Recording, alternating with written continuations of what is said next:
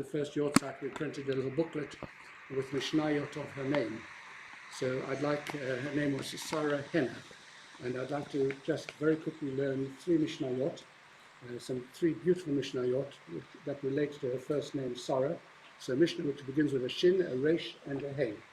So the Mishnah that begins with a Shin is Shimon ben Omer, Shimon the son of Rabban Gamliel, it is, used to say, Kol yamai gadalti ben hachachamim, all my days I grew and I lived and I was raised amongst the wise, v'lo matzati leguf tov mishtika, and I never found anything better for the body than silence.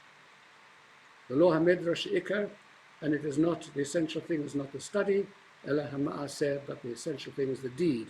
V'chol hamarbeh devarim mevi chet, and anyone who speaks excessively brings on sin. This is a mission that was specially composed for rabbis, to teach them, as Rabbi Din Steinsaltz once taught me. We were standing in the foyer of Lubavitch House in Stamford Hill, and he was about to go in and address a number of rabbis, a room full of rabbis, and he was standing looking intently at an aquarium of fish. And he had a great love of zoology and everything which in the world that moved had a fascination for him.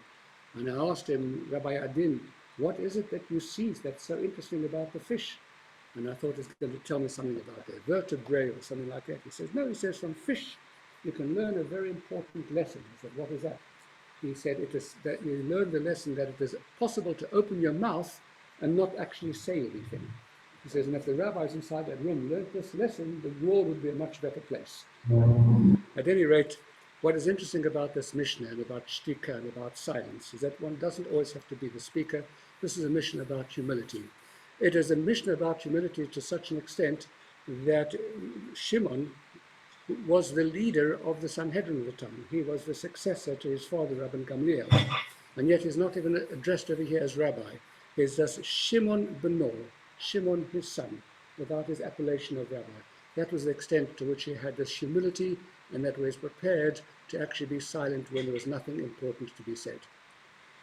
That's the first Mishnah. The second one is a very, very well-known Mishnah because we recite it every day, and we've just recited it. This is the Reish. Rabbi Chananya ben Akashi Omer, Rotza HaKadosh Baruch Hu l'zakot Yisrael lefichach hir b'lehem to mitzvot shene'emar adnei chafetz leman tzedko yagil tov yadil. We hear it all the time. Rabbi Chananya ben Akasha said God desired to bring merit to Israel, and therefore he gave them Torah and mitzvot in great abundance. As it is written, God desired for the sake of Israel's righteousness to make the Torah great and glorious. And what we learn from this over here is that every person has a haven or a home or a place in Torah. And for each person it's a different kind of place. For some it is about sitting and learning, for others it's about acts of goodness, for others it's about singing and song and music.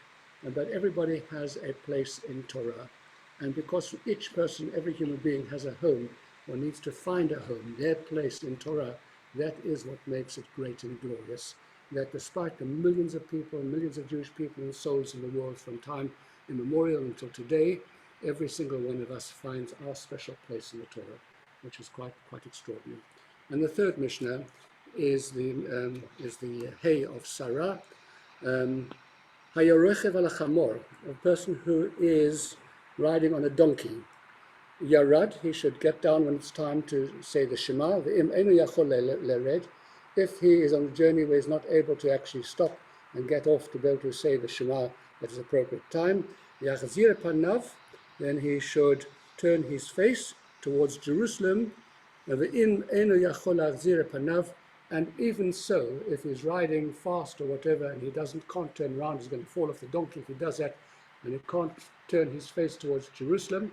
What should a person do under those circumstances when you're sitting on an airplane, you're crammed in the middle seat between 2 other people, you can't get up, you're going through turbulence, the seatbelt sign is on, etc. And it's come time to say the Shema. What are you going to do?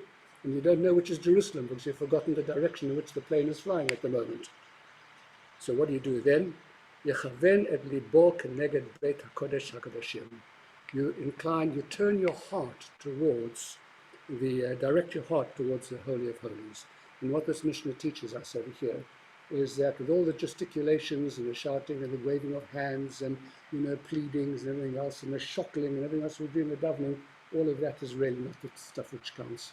What really counts in our prayer is that from deep down inside, our hearts are directed towards the Kodesh Kodeshim, towards a place of holiness, that we actually sense as we're standing to say the Amidah or to say the Shema, that we're standing in the Almighty's presence and that we want to be close to Him, that our hearts are connected with Ruch Niyut, with something which is deep.